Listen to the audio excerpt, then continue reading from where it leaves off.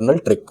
तो kernel trick क्या कहता है, ये आपके डेटा को एक हायर डायमेंशन स्पेस में मैप करता है, मतलब लिफ्ट करने जैसा। Imagine how 2D space data को 3D स्पेस में उठा देना, और हो सकता है 2D में जो पॉइंट्स मिक्स्ड थे वो 3D में एक प्लेन से आसानी से अलग किए जा सकते हैं। कर्नल फंक्शन जैसे radial, basis function, RBF, polynomial, sigmoid इस मैपिंग का काम करता है। ये फंक्शंस एक्चुअल में डेटा को हाई डायमेंशन, बल्कि हाई डायमेंशन सिमिलरिटीज को डायरेक्ट कैलकुलेट करता है बिना किसी एक्चुअल ट्रांसफॉर्मेशन के। इससे कंप्यूटेशनल कॉस्ट बहुत ज़्यादा फास्ट होती है। तो कर्नल्स ऐसी नॉन लीनियर बाउंड्रीज भी बना सकता है जो उसको इनक्रेडिबल फ्लेक्सिबल बनाता है।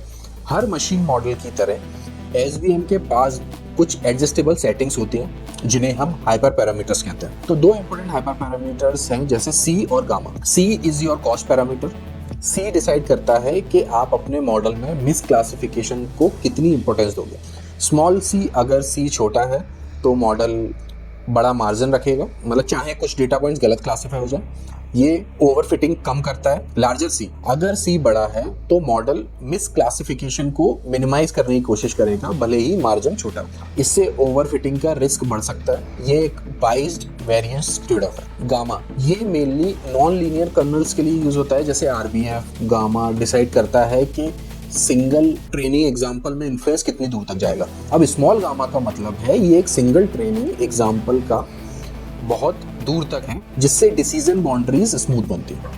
लार्जर गामा मतलब एक सिंगल ट्रेनिंग एग्जाम्पल के इन्फ्लुएंस बहुत कम है, जैसे डिसीजंस बाउंड्रीज बहुत विगी और कॉम्प्लेक्स हो सकते हैं, और जिससे वो इसको ओवरफिटिंग की तरफ ले जा सकते हैं। तो इन हाइपर पैरामीटर्स को ट्यून करके आप अपने मॉडल की बेस्ट परफॉर्मेंस निकाल सकते हैं। तो यार ये था रीजन कि एसवीएम एक रोबस्ट और वर्सेटाइल एल्गोरिथम क्यों है, जो कर्नल ट्रिक्स जैसे कंसेप्ट्स का यूज करके कॉम्प्लेक्स क्लासिफिकेशन प्रॉब्लम्स को सॉल्व करता है। इसकी मदद से आप लीनियर और नॉन लीनियर दोनों तरह से डेटा को एफिशिएंटली क्लासिफाई कर सकते हो।